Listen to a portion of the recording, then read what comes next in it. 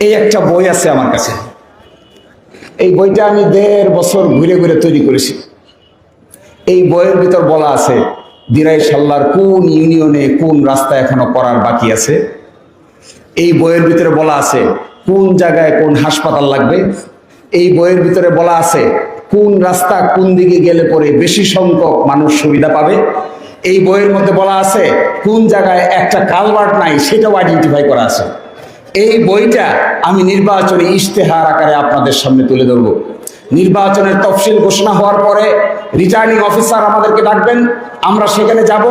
আমাদের পক্ষ থেকে একটা বই উপহার দিব আপনাদেরকে। এই বইটা পড়ে আপনি নিজেও অবাক হবেন, আপনার বাড়ির রাস্তার নামও এর মধ্যে আছে।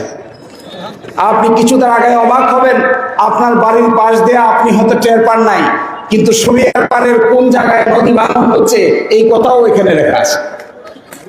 শরিয়ার পাড়ের লোক নিশ্চয়ই এখানে আছে।